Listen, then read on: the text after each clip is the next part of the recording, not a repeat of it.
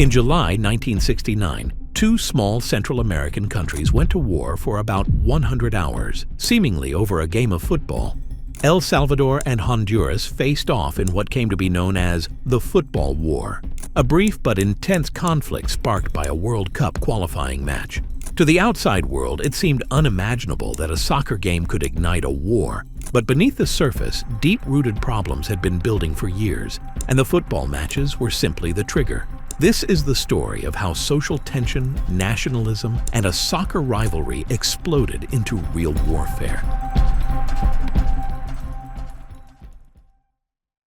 El Salvador and Honduras in the 1960s were neighbors with very different challenges. El Salvador was a tiny country about the size of Wales, but had a booming population of around 3 million people, one of the highest growth rates in the world at the time. Most of the land was owned by a small elite, leaving many Salvadoran peasants landless. Next door, Honduras was 5 times larger in area, but had only about 2.5 million people. Like El Salvador, Honduras's land and wealth were concentrated in the hands of a few rich landowners.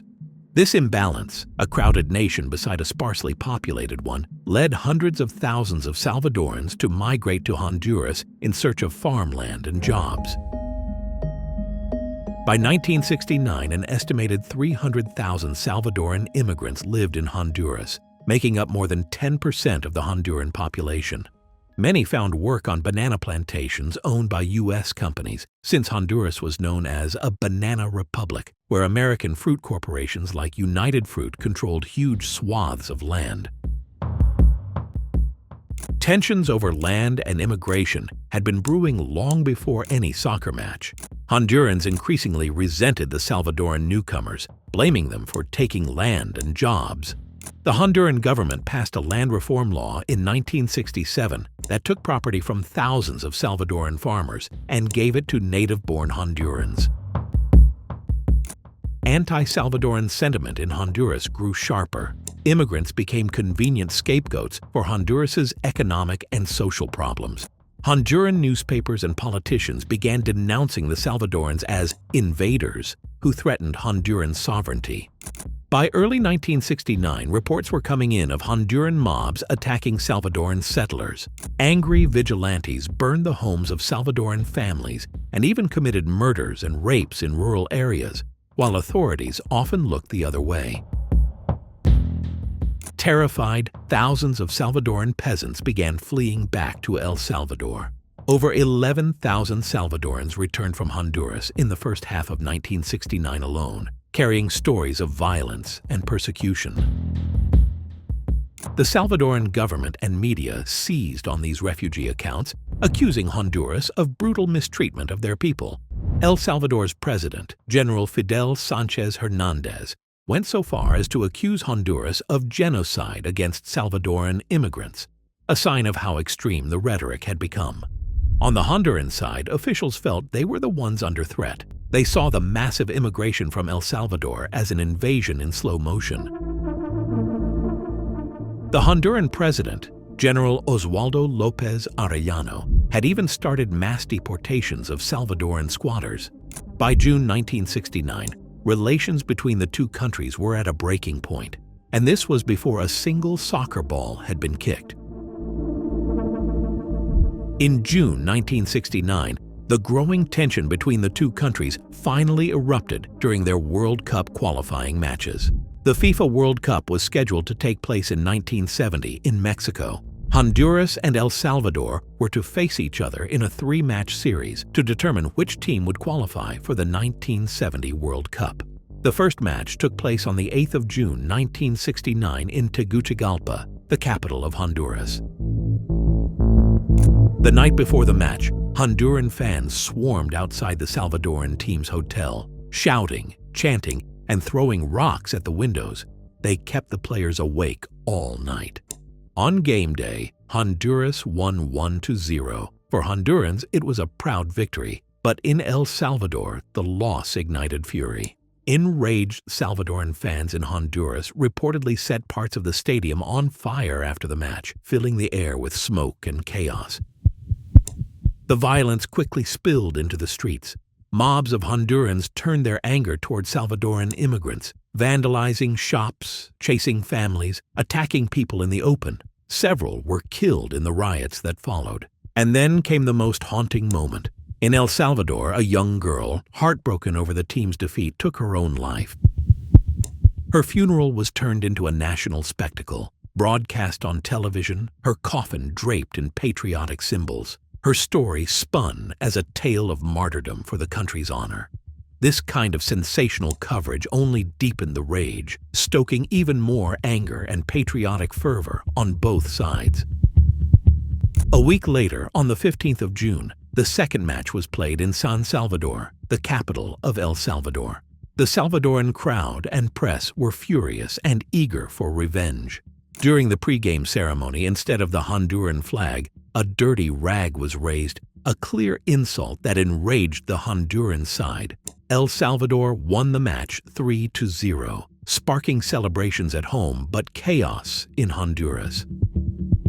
Angry Honduran mobs attacked Salvadoran immigrants, leaving more dead and injured. Salvadoran newspapers fanned the flames, with one even calling to civilize Honduras by force. What started as a sports rivalry was now turning into open hatred. A third, tie-breaking playoff match was arranged on neutral ground in Mexico City on June 26, 1969, in an attempt to avoid further bloodshed during the games. The match was hard-fought and went into extra time. El Salvador won 3-2, clinching the World Cup qualifier. But that same night, instead of any celebration, El Salvador's government severed diplomatic relations with Honduras. The Salvadoran authorities announced that they could no longer keep ties with a country that they claimed was persecuting and killing their people. They cited the 12,000 Salvadoran refugees who had been driven out of Honduras in the previous days and accused the Honduran government of doing nothing to punish crimes against Salvadorans.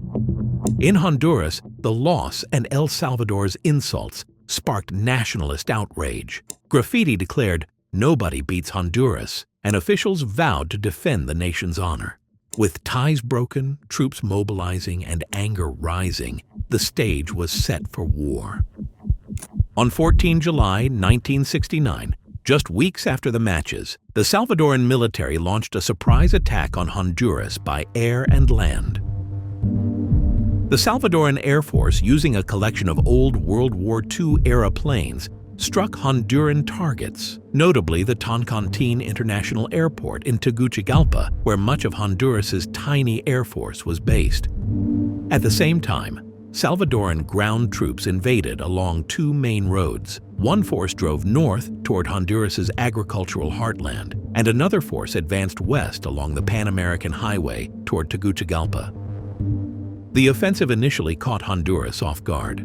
Salvadoran units penetrated about 20 to 30 kilometers into Honduras within the first day, capturing several towns, including Nueva Ocotepeque near the border.